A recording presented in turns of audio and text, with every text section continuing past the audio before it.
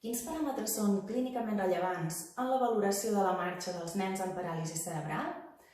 Aquesta és la pregunta que pretén respondre aquesta tesi doctoral.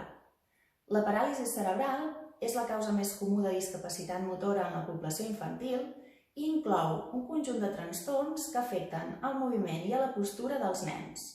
L'espasticitat, que és un tipus d'hipertonia muscular, és el trastorn predominant i a mesura que els nens van creixent provoca problemes secundaris com rigidesa muscular, deformitats òssies i inestabilitat articular.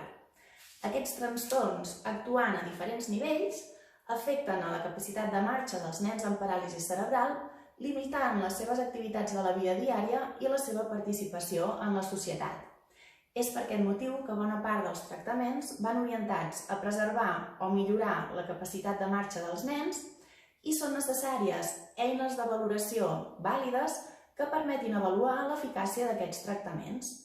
L'anàlisi instrumentada de la marxa és una eina de valoració que permet quantificar les característiques de la marxa mitjançant dades objectives que no són apreciables visualment.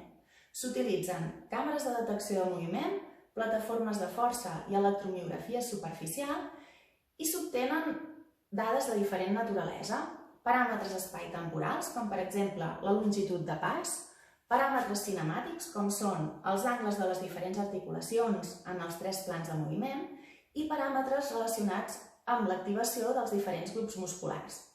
Aquesta gran quantitat de dades dificulta la interpretació clínica dels resultats.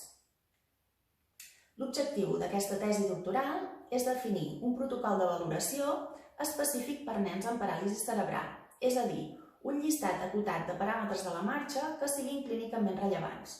Això implica que permetin identificar la manera característica de caminar dels nens, detectar canvis en aquesta manera característica de caminar i relacionar la manera característica de caminar amb els trastorns motors que l'ocasionen. En aquesta tesi s'han dissenyat 2 estudis. En primer lloc, una revisió bibliogràfica d'estudis previs amb l'objectiu d'identificar aquells paràmetres de la marxa més freqüentment utilitzats. S'han revisat 21 assajos clínics i s'han obtingut 56 paràmetres que permeten detectar canvis en la manera de caminar dels nens amb paràlisi cerebral abans i després dels tractaments. Entre aquests paràmetres, els més utilitzats són la longitud i l'amplada del pas, la velocitat de marxa, el número de passes per minut i els angles de flexoextensió de maluc, de genoll i de turmell. En segon lloc, s'ha dissenyat un estudi transversal que consisteix en una única valoració de 20 nens amb paràlisi cerebral. Aquesta valoració inclou anàlisi instrumentada de la marxa i una exploració física i l'objectiu és estudiar la relació entre els paràmetres de la marxa i trastorns motors com l'espasticitat, les deformitats, les contractures, etc.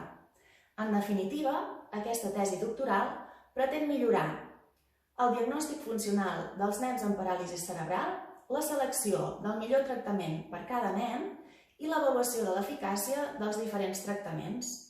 Moltes gràcies!